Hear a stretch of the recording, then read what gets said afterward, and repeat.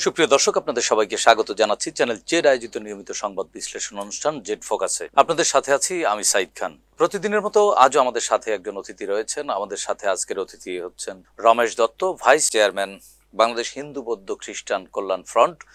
রমেশ দা, আপনাকে স্বাগত জানাচ্ছি। কেমন আছেন? মোটামুটি ভালো আছি এবং আপনার এই অনুষ্ঠানের মাধ্যমে আপনাদের কলা কৌশলী মিডিয়া ব্যক্তিত্ব যারা আছে, পাশাপাশি দেশবাসীকে আমি আমার সংগঠন বাংলাদেশ হিন্দু বৌদ্ধ খ্রিস্টান কল্যাণ ফ্রন্টের পক্ষ থেকে সবাইকে শুভেচ্ছা অভিনন্দন জানাচ্ছি। সুপ্রিয় দর্শক, আপনারা জানেন যে আমরা আমাদের জেড ফোকাসে প্রতিদিনই কোনো না কোনো বিশেষ সংবাদ ধরে বিশ্লেষণ করে থাকি। আজও আমাদের হাতে বেশ কয়েকটি খবর রয়েছে।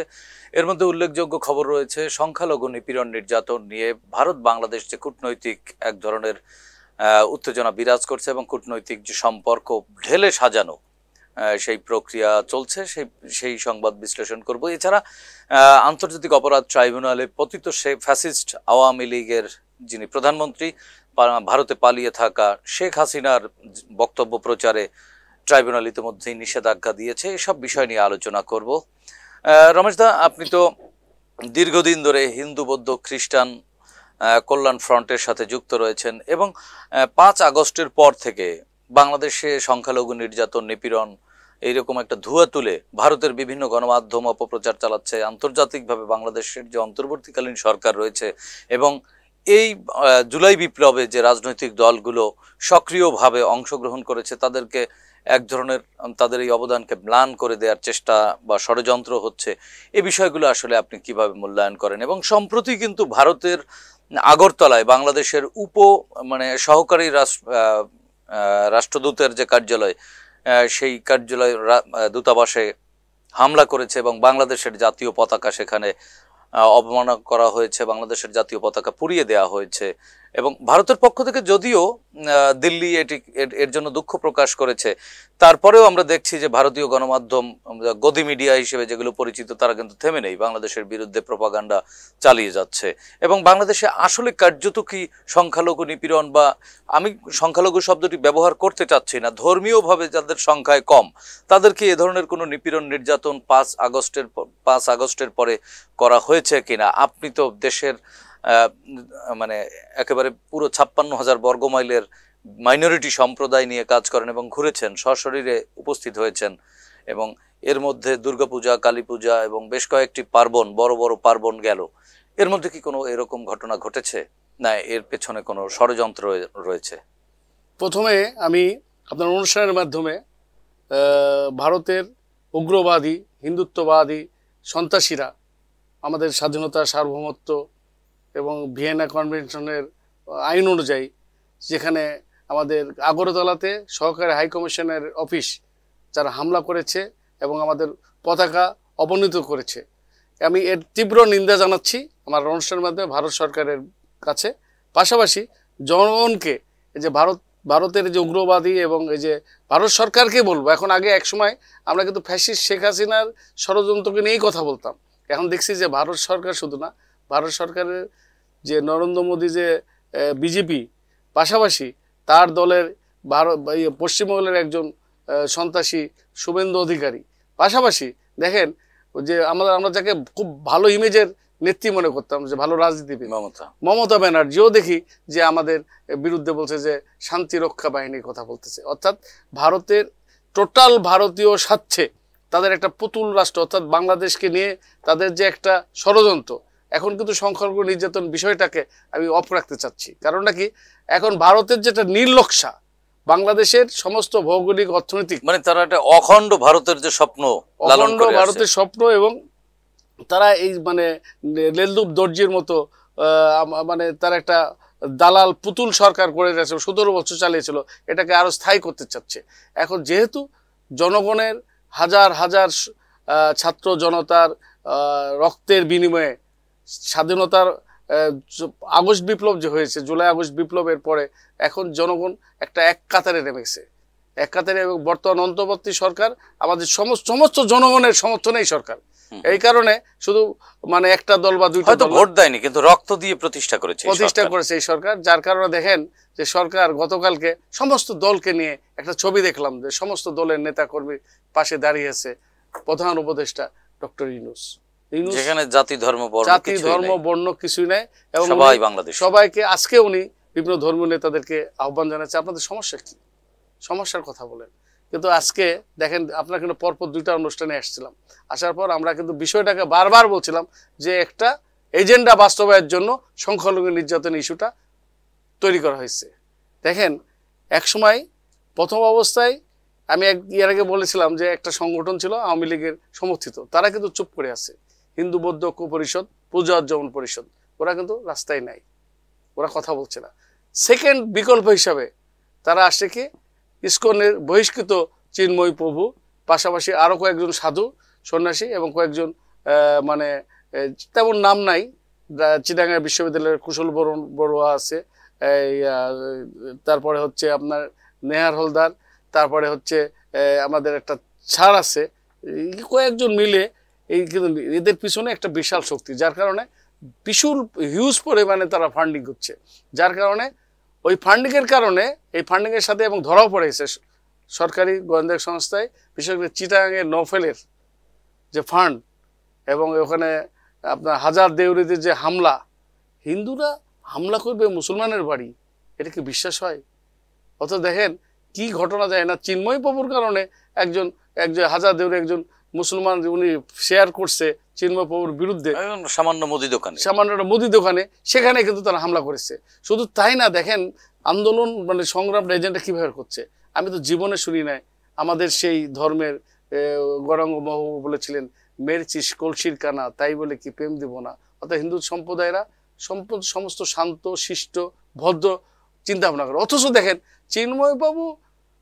চিন্ময় দাস, উনি তো মানে ওনার নাম তো অন্য কিছু, বিপ্লব ধর না কি জন্য নাম জানি না, পরে যে ধর্মীয় নামান্তর করে এখানে হয়েছে। উনি দেখেন, উনাকে যখন গ্রেপ্তার করা হলো, ওখানে দেখি যে বিশাল ছাত্রলীগ যুবলীগের লোকজন এবং জয় বাংলা স্লোগান দিয়ে মুক্তি দাবি না, একজনকে হত্যা করলো। এটা অত্যন্ত দুঃখজনক। একটা ইয়ং মানে আইনজীবী, তার ছোট্ট বাচ্চা আছে, মানে তার একটা স্ত্রী আছে, তাকে হত্যা করলো আদালত চত্বরে। অর্থাৎ এই আমরা অবশ্যই দেশের সমস্ত জনগণ, বিশেষ করে মুসলিম জনগণকে আমি ধন্যবাদ জানাচ্ছি আপনার অনুষ্ঠানের মাধ্যমে।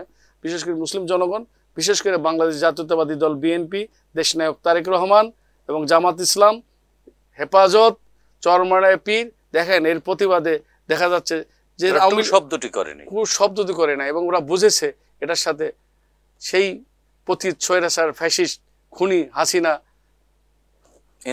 ইন্ধন রয়েছে, এবং তাকে প্যাট্রোনাইজ করছে ভারত সরকার, এবং ভারত সরকারের এই মদদেই তারা এগুলো করছে। কিন্তু ভারত সরকারের বোঝা উচিত, বাংলাদেশ কিন্তু আর সেই রাষ্ট্র নয়, শেখ হাসিনার বাংলাদেশ নয়, এবং সেই পুতুল সরকার নয়। এদেশের সমস্ত মানুষ ঐক্যবদ্ধ। গতকালকে আপনি খেয়াল করেছেন কিনা, রাজধানীতে বাংলাদেশ পূজা উদযাপন ফ্রন্টের নেতৃত্বে রিজভী আহমেদ এবং আমাদের কাগজি ভাই সহ এবং আমাদের বিএনপি কয়েকজন নেতৃবৃন্দ ছিল, হাজার হাজার নেতা কর্মীরা কিন্তু হিন্দু সম্প্রদায় মাঠে নেমেছে। আপনি দেখবেন তার আগের দিন রাত্রিরে ঢাকা বিশ্ববিদ্যালয়ে কাকু বলা হয় না, জগন্নাথ হল থেকে সমস্ত ছাত্ররা বেরিয়ে আসছে।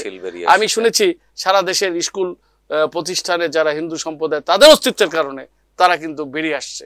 অর্থাৎ এখন এই জিনিসটা প্রকাশ হয়ে গেছে যে শেখ হাসিনা বাংলাদেশের শত্রু, শেখ হাসিনা বাংলাদেশের গণতন্ত্রের শত্রু, দেশের শত্রু, সার্বভৌমত্বের শত্রু। এবং কার্যত তিনি তার রাজনীতি এবং তার ক্ষমতা টিকিয়ে রাখবার জন্য ধর্মীয় সংখ্যালঘু, শুধু হিন্দু না, নানান ধর্মের সংখ্যালঘুদেরকে কিন্তু ট্রাম্প কার্ড হিসেবে সুবিধাজনকভাবে ব্যবহার করেছে। খ্রিস্টান সম্প্রদায়কেও কিন্তু পশ্চিমা বিশ্বে ব্যবহার করছে, বুদ্ধিস্টদেরকে ব্যবহার করছে। প্রতিবেশী রাষ্ট্র ভারতের কাছে হিন্দু ট্রাম্প কার্ডটি ব্যবহার করছে। তো আসলে কার্যত তিনি এই পথ কেন বেছে নিচ্ছেন? শেখ হাসিনার রাজনৈতিক প্রিন্সিপাল বলে কি কিছু নেই বা ছিল না?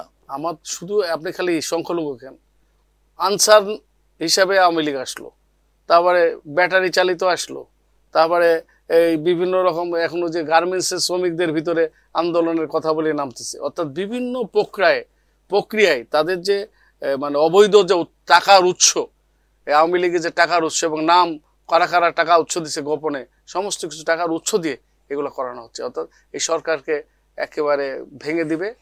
এই সরকারের বিরুদ্ধে আন্দোলন করা বা এই সরকারকে বেকায়দায় ফেলা কার্যত তো বাংলাদেশকে বেকায়দায় ফেলা। কারণ এই সরকার তো বাংলাদেশের ছাত্র জনতার রক্তের উপর থেকে প্রতিষ্ঠিত, সেটি নয় কি? দেশপ্রেমিক যদি হন তাহলে পরে আপনার সাথে একমত হবে। যারা দেশপ্রেমিক না, যারা দেশপ্রেমিক না, আমি কদিন আগে ফেসবুকে স্ট্যাটাস দিয়েছিলাম যে এই মুহূর্তে যেরকম স্বাধীনতা যুদ্ধে পাকিস্তানের বিরুদ্ধে যারা ঘোষণা দিয়েছিল, যুদ্ধ ঘোষণা ছিল, সমর্থন করেছিল, তারা ছিল দেশপ্রেমিক, মুক্তিযুদ্ধের চেতনার লোক।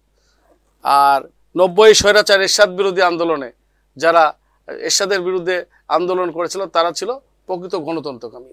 এবং ফ্যাসিস্ট শেখ হাসিনার বিরুদ্ধে যারা আমরা ফেসবুকে লাল দাগ লাল করে আমরা যারা সমর্থন করেছিলাম, আমরা প্রকৃত গণতন্ত্র এবং স্বাধীনতার পক্ষে। আরেকটি জিনিস দাদা, সেটি হচ্ছে যে আপনি তো দেখেছেন এই জুলাই বিপ্লবে কিন্তু 8 জন ধর্মীয় সংখ্যালঘু ছাত্র জনতা প্রাণ দিয়েছে, আরেকজন শিশু, মোট 9 জন। হ্যাঁ, মোট 9 জন ধর্মীয় সংখ্যালঘু সম্প্রদায়েরও কিন্তু রক্ত দিয়েছে। তাদের রক্তই, এই হিন্দুর রক্তও তো আছে এই বিপ্লবে, বা সংখ্যালঘু যেটি বলেন, তো তাদেরও তো রক্ত আছে এই সরকার প্রতিষ্ঠায়, এই দেশের জন্য। তো এখানে হিন্দু সম্প্রদায় বা সনাতন ধর্মাবলম্বীরা এই বিষয়টি কি জানেন না বা বোঝার চেষ্টা করেন না যে তারা ইউজ হচ্ছেন?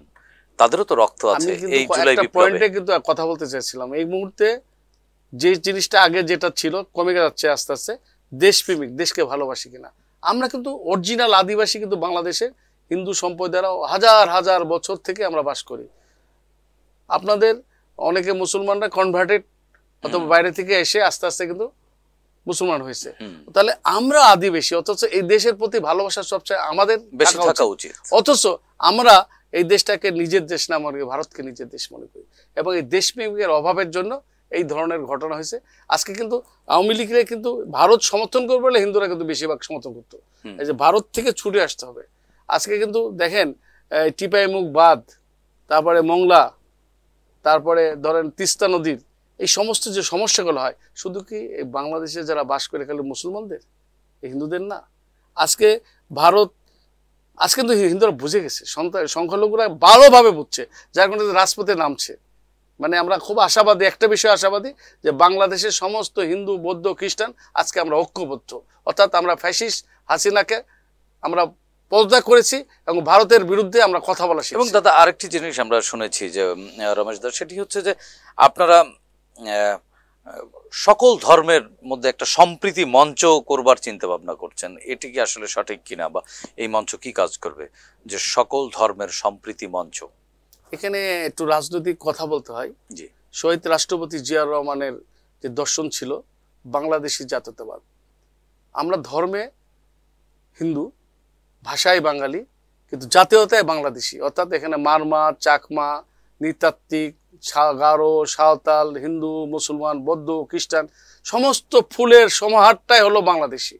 কারণ আজকে বাঙালি, আসামিরা বলবে আমরা বাঙালি কিন্তু ভারতীয়। আজকে ওয়েস্ট বেঙ্গল বলবে আমরা পশ্চিম বাঙালি কিন্তু আমরা ভারতীয়। আজকে ত্রিপুরা ওরা বলে বাঙালি, আমরা ভারতীয়। দেখেন, যার কারণে কিন্তু ওই হিন্দুগুলা, ওই যারা উগ্রবাদী হিন্দুরা কিন্তু আমাদের উপর হামলা করছে, অর্থাৎ আমাদের স্বকীয়তা, স্বাধীনতার বিরুদ্ধে তারা কথা বলছে। সেই ক্ষেত্রে বর্তমান আধুনিক প্রজন্মের প্রযুক্তিগতভাবে দেশ অনেক এগিয়ে গেছে, অনেক চিন্তাভাবনার কাছে। যদিও শেখ হাসিনার 17 বছর আমরা অর্থনৈতিক এবং দুর্নীতির বিভিন্ন কারণে পিছিয়ে গেছি, তো প্রযুক্তিগত বিশ্বের জন্য এগিয়ে গেছে। সেখানে কিন্তু দেখেন বিএনপির ভারপ্রাপ্ত চেয়ারম্যান দেশনায়ক তারেক রহমান, উনি কিন্তু যখন বুঝে উঠতে পারে না যে পতন হবে কি হবে না, কিন্তু উনি তার আগেই, আজ থেকে 1 থেকে 1.5 বছর আগে 31 দফা উনি কিন্তু ঘোষণা দিয়েছে। সেখানে কিন্তু উনি বলছে যে দেশপ্রেম থাকতে হবে, অর্থাৎ ন্যাশনাল যে আপনার মানে রেইনবো, যেটা আপনাকে বলা হয় রেইনবো নেশন, যেটা অর্থাৎ এই যে আপনার জাতিগত সত্তা হিসাবে সবাইকে এক হতে হবে। এবং আমাদেরকে মানে সংখ্যালঘু বলছে ধর্মের দিক দিয়ে সংখ্যালঘু, আপনি যেটা প্রথমে বললেন, আমরা ধর্মীয়ভাবে সংখ্যালঘু, সংখ্যার দিক দিয়ে সংখ্যালঘু, কিন্তু সমস্ত মানুষকে আমাদের একভাবে থাকতে হবে। এবং আমাদের সবাই মিলেই তো বাংলাদেশ, সবাই মিলে বাংলাদেশ। দেখেন দুর্গাপূজাতে আপনারা আমাদের অনুষ্ঠানে আসেন, আবার আপনার ঈদে আমরা আপনাদের অনুষ্ঠানে আমরা আপনাদের সাথে দেখা করি, আমরা হালুয়া, তারপরে মুরগির মাংস, খিচুড়ি আমরা খাই। আমাদের এখানে আপনাদের মুড়ি, লাড়ু, আমাদের যে প্রসাদ আপনারা খান। অর্থাৎ আমাদের মধ্যে পার্থক্য, উৎসবের ঢেউ আমাদের সমাজকে বরঞ্চ ভারতে আরো খারাপ অবস্থা। ভারতে কোন মুসলমান তার ফ্রিজে গরুর মাংস রাখছে বলে তাকে পিটাই মেরে ফেলছে, এবং মসজিদে নামাজের থেকে তাদেরকে দেখেন ত্রিপুরাতে মসজিদ আশেপাশে মিছিল করতে করতে খালি মসজিদ আর ইয়া ভেঙে যাচ্ছে, ভেঙে ফেলছে। দেখেন রাজনীতিটা রাষ্ট্রীয়ভাবে বাংলাদেশে আজ পর্যন্ত রাষ্ট্রীয়ভাবে কোনো মন্দির বা কোনো গির্জা কোনো প্যাগোডা ভাঙা হয়েছে? আজকে রাষ্ট্রীয়ভাবে বলবো যে বাবরি মসজিদ বিতর্কিত করে তারা ভাঙার চেষ্টা করছে, ভেঙেছে, যে নতুন আবার মন্দির করছে, রাম মন্দির তৈরি করছে। বিতর্কিত বিষয়টাকে রাষ্ট্রীয়ভাবে মদত দিয়ে করেছে। বরং বাংলাদেশে কিন্তু সম্প্রীতির আরো উজ্জ্বল উদাহরণ আছে। পাশাপাশি মসজিদ মন্দির, পূজা হচ্ছে, নামাজ হচ্ছে, এ নজির কিন্তু বাংলাদেশে আছে। ভারতে এরকম কোন নজির কিন্তু অবশ্যই নাই, দেখাতে পারবেন না। অবশ্যই নাই। এবং দেখেন বৈষম্য দিক দিয়ে, সব দিক দিয়ে কিন্তু হ্যাঁ, এখন এই বর্তমানে একটা জিনিস আমি সমালোচনা করব যে দীর্ঘদিন ধরে 50 বছরে যে আমাদের যারা মানে আস্তে আস্তে বিভিন্ন বৈষম্যের কারণে মানে সহায় সম্পত্তি দখল করা, মন্দির দখল করা, সম্পত্তি দখল করা, এটা ভূমিদস্যু বা একটা সন্ত্রাসী এটি একটি চক্র আছে। এর কারণে কিন্তু আর অতিমাত্রায় ভারতের বিজেপি রাজনীতির কারণে বিজেপিরা বলছে যে আসেন আপনাদেরকে আধার কার্ড করে দিচ্ছি, অমুক করে দিচ্ছি, তাদের ভোটের রাজনীতির কারণে বাক্স ভারী করার জন্য। আর এই সুযোগে এই দেশের, আমাদের দেশের কিছু দুষ্ট চক্ররা এই জমি জমার ব্যাপারে, এবং এটা বেশিরভাগ হয়েছে 17 সালে, এই 17 বছরে আওয়ামী লীগের এই যে শাসন আমলে বেশি হয়েছে। আগেও যে হয়েছে হয় না, আগেও হয়েছে, কিন্তু এটা বেশি হয়েছে। বেশি হওয়ার কারণে দেখেন এই যে আস্তে আস্তে সংখ্যাটা কমে যাচ্ছে। এবং এখন যে অবস্থা আছে, শেখ হাসিনা, খুনি হাসিনা এবং এই যে বর্তমান নরেন্দ্র মোদীর যে সরকার বা ভারতীয় সরকারের যদি দৃষ্টিভঙ্গি চেঞ্জ না করে, বাতিল না করে, তাহলে কিন্তু মানে আরো আমাদের সংখ্যালঘুদেরই মানে সমস্যা হবে বলে আমি মনে করি। আচ্ছা রমেশ দত্ত, আপনার কাছে আরেকটি জিনিস জানতে চাই যে বাংলাদেশের পররাষ্ট্র মন্ত্রণালয়ের পক্ষ থেকে কিন্তু দিল্লিকে কড়া হুঁশিয়ারি দেওয়া হয়েছে এবং বেশ তলব করে ঢাকাস্থ তাদের রাষ্ট্রদূত তাকে তলব করে কড়া হুঁশিয়ারি দেওয়া হয়েছে। বাংলাদেশের কূটনৈতিক তৎপরতা কেমন হওয়া উচিত যে ভারত বরাবর এই যে ধর্মীয় সংখ্যালঘু ট্রাম্প কার্ডটি খেলছে? বাংলাদেশের কূটনীতিরা বা পররাষ্ট্র দপ্তরের কি করার আছে? আপনার কি মনে হয় কোন ভাষায় কথা বলা উচিত ভারতের সাথে, এবং কূটনৈতিক সম্পর্কটা কেমন হওয়া উচিত? ভারতের সাথে আমাদের প্রতিবেশী সুলভ, দাদাগিরি না করে আমরা প্রতিবেশী সুলভ, আমাদের তাদের সাথে সেই সম্পর্ক উচিত। এবং বৈষম্য যেটা আপনার রপ্তানি আমদানি যে আপনার ভেরিয়েশন, এটা কমায় একটা সুন্দর পরিবেশে অর্থনৈতিক মানে আমাদের যেটা প্রয়োজন আমরা আমদানি করব, আমাদের যাদের প্রয়োজন তারা রপ্তানি করবে, মানে ন্যায্যতার ভিত্তিতে, সমতার ভিত্তিতে, আলোচনার ভিত্তিতে যদি দৃঢ়চিত্তে আমাদের পররাষ্ট্র মন্ত্রণালয় ভূমিকা নেয়, তাহলে পারে বাংলাদেশের অর্থনৈতিক উন্নয়ন হবে। যেরকম আমাদের তিস্তা, ফারাক্কার ন্যায্য হিস্সা আমরা পাচ্ছি না, এটা আন্তর্জাতিকভাবে তারা লড়াই করতে হবে। লড়াই করে তারা যে জোর করে নিয়ে যাচ্ছে, মানে তিস্তার বাঁধ যখন দিয়ে দেয়, বাংলাদেশ যখন শুকায়, তখন তো হিন্দুর ক্ষেতেও পানি আসে না, মুসলমানের ক্ষেতে আসে না, হিন্দুর ক্ষেতেও তো শুকিয়ে যায়। বিষয়টা তো এখানে ধর্মীয় না। ধর্মীয় বললাম তো ট্রাম্প কার্ড এতদিন তো বলে নাই, 17 বছর তো আমি দেখি নাই যে শুভেন্দু মুখোপাধ্যায়, মমতা ব্যানার্জি দিদি ফেনা গুলো বলে না। এখন বলছে শান্তি রক্ষী পাঠাবো, শুভেন্দু বলছে যে আমি সব পেঁয়াজ রসুন বন্ধ করে দিব। বাংলাদেশ কিন্তু সে অবস্থাতে নাই। আমরা যদি হিন্দু, বৌদ্ধ, খ্রিস্টান ঐক্যবদ্ধভাবে থাকি, আমরা লড়াই করে থাকি, আমরা অবশ্যই এই আধিপত্যবাদ ভারতের আগ্রাসের বিরুদ্ধে আমরা টিকে থাকবো। এবং আরেকটি জিনিস রমেশ দত্ত, সেটি হচ্ছে যে ভারতের গতকালকে আমরা দেখলাম বেশ কিছু গণমাধ্যমে খবর এসেছে যে তাদের বাংলাদেশি যারা যায় পর্যটক, তাদেরকে হোটেল বুকিং দিবে না এবং ভারতীয় যে চিকিৎসা সেবা সেটি নিতে দিবে না। এরকম যদি তারা মানে আসলেই সিদ্ধান্ত নিয়ে থাকে, সেক্ষেত্রে ক্ষতিটা কার বেশি বা বাংলাদেশ কতটুকু? আমার কাছে মনে হচ্ছে যে গ্রামের কুটনি বুড়ির মতো আছে, তোকে খেতে দেবো না, তোকে জল তুলতে দেবো না, তোরে অমুক করতে দেবো না। আরে জল তুলতে নাকি জলের কি অভাব হবে? তো চিকিৎসা না করলে, আমি রমেশ দত্ত আজ পর্যন্ত কোনো চিকিৎসার জন্য ভারতে যাইনি। তা আমার বয়স এখন 60-এর কাছাকাছি। তা আমার সমস্যা হয়েছে। আমাদের দেশের চিকিৎসা যদি আরো ভালো হয়, সরকার যদি আরো ভালো চিকিৎসা করে, আরো বড় চিকিৎসা, সমস্যা কোথায়? আর তোদের হোটেলে না গেলে কি হবে? পর্যটনের জায়গা আরো আছে। তো ঘটনা সেটা না, আমরা প্রতিবেশী তো বদলানো যায় না। হ্যাঁ, আমরা শত্রু সৃষ্টি করতে চাই না, কিন্তু এগুলো হলো কূটনামি। এগুলো একটা মানে ওই যে মাঝে মাঝে কিছু টেলিভিশন চ্যানেলের নিচে হেঁটে করছে না, এটা কূটনামি আর কি, আর কিছু না। তাদের কূটনামির কারণে তারা আমাদেরকে একটা হিংসা, অর্থাৎ একটা বিদ্বেষ। বাংলাদেশ মানে দাড়িওয়ালা, টুপিওয়ালা এগুলা মনে করে, আর বাংলাদেশে হিন্দুরা খালি নির্যাতন। এখানে তো রমেশ দত্তরাও আছে, রমেশ দত্ত চেতিয়া আছে। রমেশ দত্ত এখন বুক চেতিয়া মানে কি বাংলাদেশের গণতান্ত্রিক আন্দোলনে ঈশ্বরচন্দ্র রায়, নিতাই রায় চৌধুরী, প্রয়াত গৌতম চক্রবর্তী এবং সুকুমল বড়ুয়া এবং আমরা এরকম জাতীয় নেতা কিন্তু এই দেশে আছে। আজকে সুব্রত চৌধুরী বিএনপি জামাত করে না, বিএনপি জামাত করে না। দেখেন সে সঠিকভাবে জাতীয়তাবাদী একটা আদর্শের কথাবার্তা সে বলে, সে ভারতের বিরুদ্ধে সত্যি কথাটা সে বলে। এবং এই যে সাহসী আরো তো লোক আছে, দেবপ্রিয় ভট্টাচার্য থেকে শুরু করে, তারাও তো অর্থনৈতিক ব্যাপারে আওয়ামী লীগের বিরুদ্ধে কথা বলেছে। অর্থাৎ তাদের আওয়ামী লীগের বিরুদ্ধে না, আওয়ামী লীগের অন্যায় যে দুর্নীতির বিষয়গুলো উনি তুলে ধরেছে, যার কারণে আওয়ামী লীগ সরকারের সময় সে অবস্থায় ছিল। তো সুতরাং এদেশে বাংলাদেশে আরো বড় বড় অর্থনীতিবিদ আছে, সবকিছু আছে, তারা কিন্তু একটা জায়গাতে আমরা মাথা উঁচু করে দাঁড়িয়ে কথা বলি। হ্যাঁ, আমাদের অবস্থা মোটামুটি আমরা সেইভাবে কথা বলার চেষ্টা করি। এবং আরেকটা জিনিস রমেশ দত্ত, সেটি হচ্ছে যে এই জুলাই বিপ্লবে আপনাদের যদি বলি হিন্দুর রক্ত, যদি হিন্দু ট্রাম্প কার্ড খেলে বা সংখ্যালঘু ট্রাম্প কার্ড খেলে, এই বিপ্লবে তো হিন্দুর রক্ত আছে 8জন, 9টি তাজা প্রাণের বিনিময়ে কিন্তু এই ইউনূস সরকার প্রতিষ্ঠিত বা বাংলাদেশ একটি গণতন্ত্রের পথে বা গণতান্ত্রিক পথে এগোবার যে রাস্তায় উঠেছে, সেখানে তো হিন্দুর অবদান আছে। এই জায়গায় দাঁড়িয়ে আসলে আপনার সনাতন ধর্মাবলম্বী বা অন্যান্য ছোট ছোট যে ক্ষুদ্র নৃগোষ্ঠী রয়েছে, তাদের প্রতি কি আহ্বান জানাবেন আপনি? তাদের আহ্বানের ব্যাপারে আমি সরকারের ব্যাপারে একটু কথা বলতে চাই। প্লিজ। সরকারের ভিতরে এখনো বৈষম্য আছে। সরকারের প্রশাসনে দেখবেন যে হিন্দু নাম দেখলে আওয়ামী লীগ মনে করে তারা দিতে চায় না। এখন পর্যন্ত একটা হিন্দু বড় পোস্টিং দেওয়া হয় নাই। এবং দেখা যাচ্ছে যে যেগুলো বাদ দেওয়া হচ্ছে,